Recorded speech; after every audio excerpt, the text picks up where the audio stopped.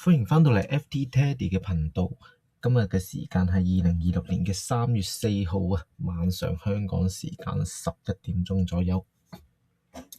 今日拍呢條片其實主要都係 for 一個嘅預警啦，同埋一個嘅之前盈利點，即係我嘅 trading point hit 到嘅一個嘅價格目標嘅一個短片演示咁樣。好，事不宜遲，輕輕講解下啦。之前做嘅一個 demo account trading field 入邊，咁就做咗4粒嘅 buy in 位置啦。咁呢一道藍線咧，其實一直都喺度存在住噶啦。咁亦都有講過，就係話藍線以下其實好多位置入邊都可以嘗試做一個有多嘅交易啦，做個做 long 嘅交易機會咁樣嘅。好。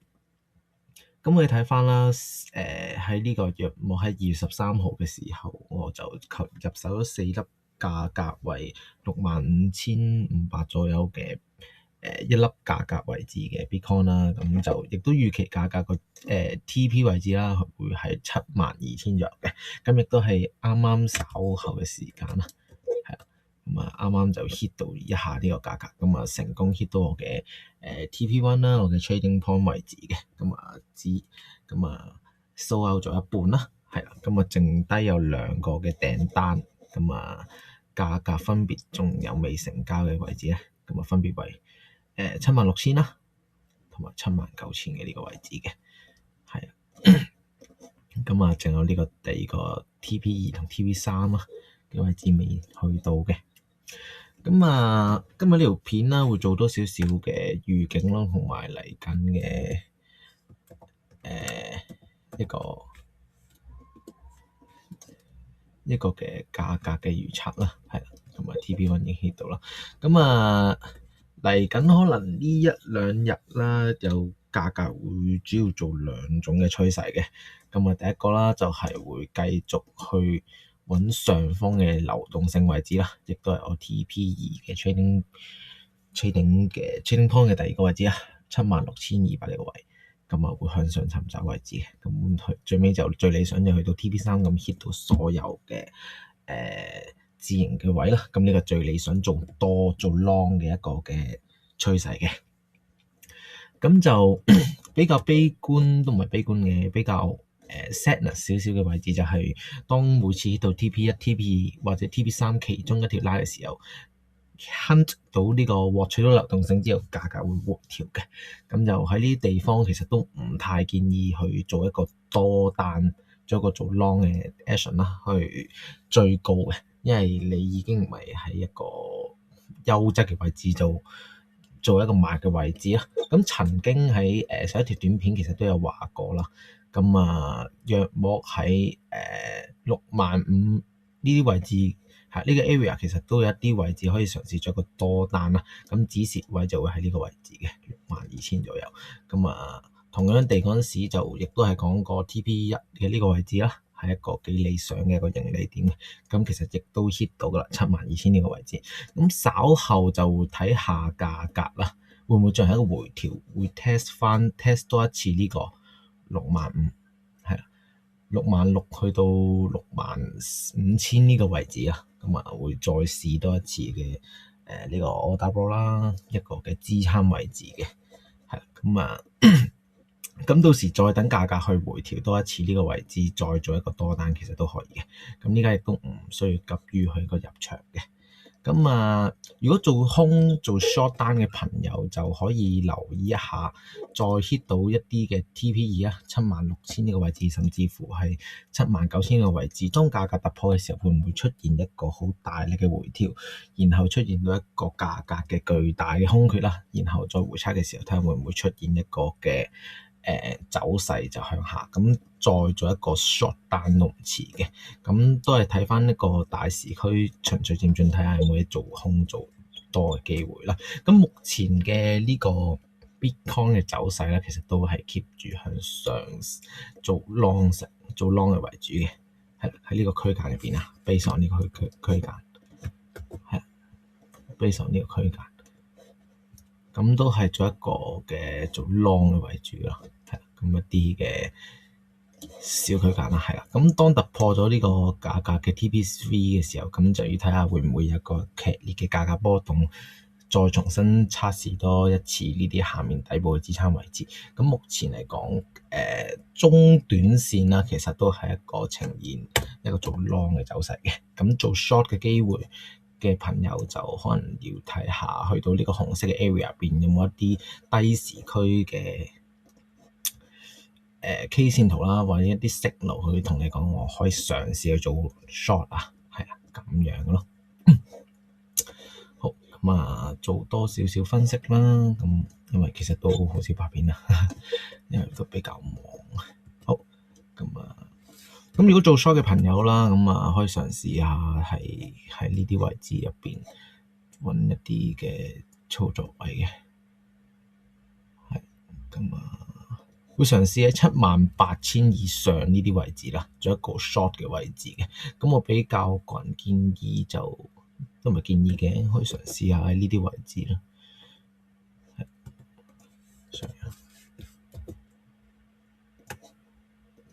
可以嘗試喺呢條線上面做位置，做 short 嘅位置。可以嘗試下做 short 嘅位置啊。呢度約摸係84,000左右咯，係84,000去到82,000左右。呢啲位置都係一個大時區上嘅一個叫做買單壓力比較大嘅位置啦。咁當價格踏入呢一個 area 嘅時候，其實都可以去留意一下一個更低嘅時區會唔會出現一個嘅signal 啊，去俾你做一個入場嘅機會啦。咁呢個 short area 嚟嘅，係呢個 short 嘅 area。咁前提就都要睇下佢嘅上升趨勢呢個會唔會延續啦。因為如果佢一下突破咗呢個期間，其實你都冇必要去鐵頭噶啦，因為其實你都係會爆炸嘅，咁啊冇乜必要。係咁啊，咁 short 單就會喺呢個 area 度可以嘗試做一啲嘅做空操作啦。咁如果想做 long 嘅朋友仔，咁就喺呢個位置就唔太建議再進行一個嘅追單嘅 action 噶。咁喺呢個位置入邊，我都會繼續做一個嘅價格嘅嘗試啦。咁啊，即係做 long 嘅朋友仔可以大概約莫喺呢個位置嘗試做一個嘅入場嘅。咁呢家價格目前就係72,500左右啦。咁我預期佢突破咗呢個嘅 TP1 之後，都會一個嘅價格回調啦。咁會重新測試翻下面嘅一啲嘅訂單密集區位置啦。係呢一度3月1號去到3月3號呢一個 area，其實好多嘅單喺度交易啦，甚至乎係一個嘅 support 位置嘅。咁啊係啦，首先就會呢啲位置就唔需要測試嘅啦，都比較弱嘅。咁其實比較想睇一下，當訂單啦去到呢個位置，會唔會有一個好強嘅 support？ 係呢度呢個 support area 嘅，咁睇下價格會唔會中呢度啦？係咁啊。咁個人嘅可能一啲入場嘅位置會想係拎翻去一個價格重疊區嘅，可能亦都係我一開始係咪選擇開單嘅位置，係睇下先，呢個約摸65,000左右，係都係同我一開始開單嘅位置差唔多，係亦都係呢個喺呢啲平衡呢條線上面嘅。咁啊，如果再開單嘅話，就可能會喺呢個位置再嘗試做一個嘅多頭部位啦。咁同樣地止蝕咧，亦都會 set 翻喺呢一個嘅低點度，係因為我都唔希望佢會跌低個62,000噶，係咁啊，因為再跌多次62,000，其實都係一個唔好嘅息路咯，因為佢又去翻一個混沌啲嘅狀態，又可以空可以 long 咁樣。咁只要佢唔低過呢個位啦，唔再掂到呢個位咧，其實都比較樂觀啲嘅，對市場反應嚟講。咁啊，鑑於 TP1 呢個位置其實已經被 high 到啦，或者被觸及到，其實可以嘗試做一個嘅大啲嘅即係個盈虧比較大啲、激進啲嘅部位啦。咁就上到去做一個76,000位，係咁啊，呢度3.3 3.3個 R 嘅盈虧比 RR 比啦，咁就去做一個嘅限價單嘅多單嘅操作啦。咁可以參考下睇下會唔會係啦，咁又用到呢個系統性啦，一個嘅 system 去為你做一個長期盈虧。咁 so far 就部署咗20日，挨近半個幾月啦，咁就應該暫時帳面盈虧就13%，係10幾%咗啦，唔多。咁啊，仲有一半嘅倉位未實現盈虧嘅，咁即係你當就如果將所有倉位都結帳嘅話，咁你當我一個月就27% 咗啦。咁正常嘅損虧比啦，如果用一個長線嘅一個嘅部署嘅操作嘅話，係啦，咁啊呢度都要 set 翻個限價單啦，係啦，咁有興趣嘅朋友仔都可以參考下。咁就係呢一個嘅位置嚟嘅，係65,500呢個65,000左右啦。咁啊拎個靚仔啲嘅數字啦，65,600呢個位置啦，單位照舊啦，入翻2粒，咁就係啦。其他嗰啲不變啦，咁啊損虧比到上咗去上面嘅啦。好，咁啊呢個新嘅一個限價單啊，呢個訂單咁樣。咁啊，睇下嚟緊之後，當價格可能再去到剔到呢個我嘅 TP2 嘅呢個位置啊，又或者去到我一個買嘅位置，我再拍多一條片同大家分享一下嚟緊嘅可能一啲價格嘅走勢啊，甚至乎係一啲觀望上嘅嘢啦，係啦，一啲走勢上嘅嘢再同大家分享啦。咁如果大家有興趣嘅，想我拍下，我不如了解下其他嘅山寨幣啊、ADA 幣、Solana 啊，甚至乎以太坊，其實我都可以嘅。咁如果有興趣，大家咁嘅時候，我先再拍啦。咁可以去到最後啦，咁俾大家參考下，就係可以俾大家睇下啲訂單上嘅部署啦。咁就係呢啲嘅。好啦，咁啊。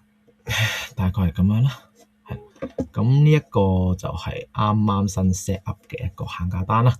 咁其他就係之前一直都有 set up 嘅，咁啊一啲嘅止蝕止盈嘅部位啦，係啦。咁呢個就啱啱新 set up 嘅位置，咁啊佢未 run 到嘅，咁啊當價格去到65,000就先至繼續 run 嘅啫。好，咁大概今條片就係咁樣啦。咁多謝大家收睇啦，咁啊歡迎大家 like、share 同 subscribe。有興趣嘅再拍多啲片俾大家啦，因為我都係一個懶閪嚟嘅。好，多謝大家，thank you。